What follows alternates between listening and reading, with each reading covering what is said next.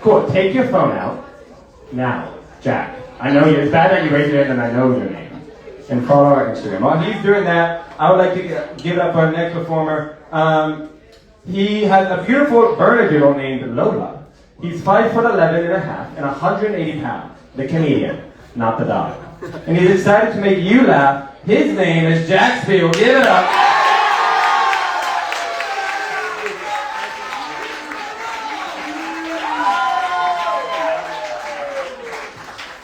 Thank you. This is awesome. Thank you to everyone who showed up. To the people watching, my friends are watching, hello. To people who are going to watch this on a video later, hello. Fun fact, my parents are in the crowd, those two cuties over there. I got some fun stories for you guys tonight. I'm going to start off with a story. It's called the Dinosaur story. So, 2 falls ago, my sophomore fall, there was a girl I liked. I was quite fond of her. I decided to invite her to my mountain weekend. The first night we were there, 2 of us, hot tub, bottle of wine, music playing, river running between us, really romantic scene for our first kiss. The only problem is, I get kind of awkward around girls. I'm about 5-10 minutes away from building up the courage to make a move on her. I'm over in the corner of the hot tub like, come on, Spiegle, you got this shit. You really haven't been in this situation before, but you've pictured this situation. You know what to do. She sees me giving myself a pep talk. She looks at me, gives me a layup and says, hey, Jack, what are you thinking about right now? Dinosaurs.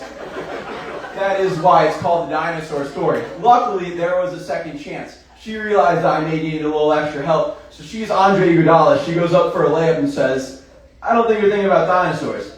Now I'm offended. She's calling me a liar. Granted, I was not thinking about dinosaurs, but now I gotta go with it. I'm LeBron James, full head of steam, hunting her down. Actually, honey, I'm currently picturing a pterodactyl flying on the river in between us. Beautiful pterodactyl. Looking back, I think she may have been referring to other things that had different intentions, but you live and you learn. Because of this story, I told my friends about this. Whenever they see me talking to someone who they think may be flirting with me, they now have a code word that they yell at me. Penelope. What I really need, though, is a code word for how to tell if an internship company is interested in actually giving me a position.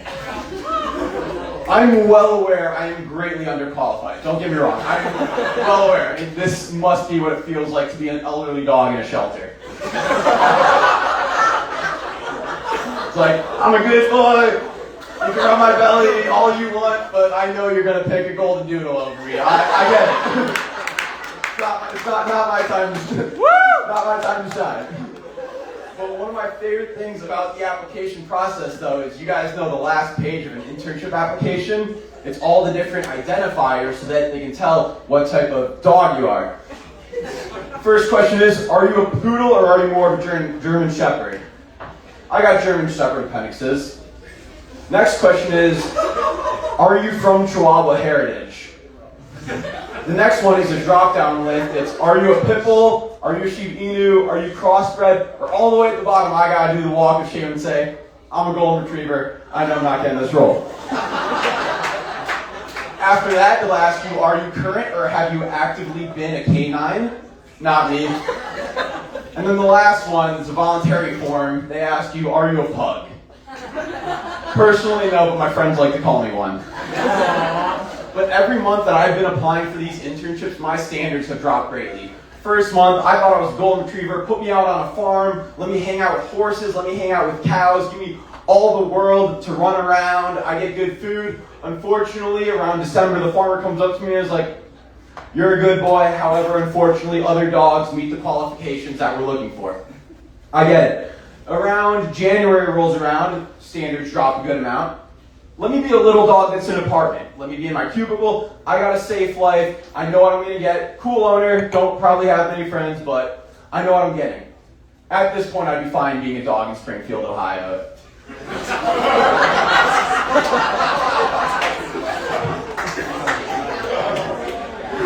But believe it or not everything in my life is going poorly. I want to do a spin move, but the lighter got in my way. I actually have a date next weekend. Yeah! I do. My parents are proud. They've never seen this before. It's very romantic how we met, actually. You know, it's the classic story of two people running into each other at my grandpa's funeral. The great thing is, if we hit it off, we can have our 1 year at his tomb setting. So, love you, Papa.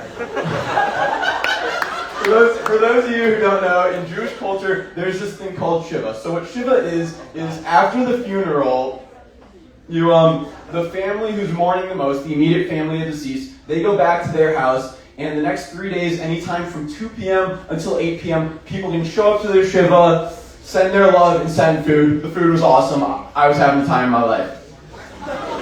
She shows up to the first night of Shiva looking good. However, all of my friends are also there, so I'm only talking to them. Don't get me wrong, I had a good game of eye tag going with her, but I'm hanging out with my friends. She leaves, I don't think anything of it, I go on with my day. Then comes day 2 of Shiva. She shows up to day 2. The only people that were there for 2 days were me, my dad, my mom, the rest of the immediate family, and her. I know damn well she does not care that much about my grandfather to be there 2 straight nights. So, either she's there for the food, or she's there for yours truly. However, the only downside is, as I've said before, I can get a little awkward. I've watched many YouTube tutorials on how to tell if a girl's into you, or what to do when a girl's into you. There's nothing about funerals. Nothing. If someone could please create some content about that, that would help me out greatly. So I go over her, figure I should make some small talk. I'm like, have you tried the arugula yet? You come here often?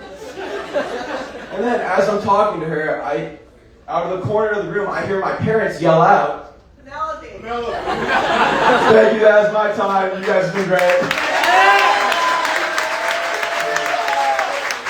Thank you.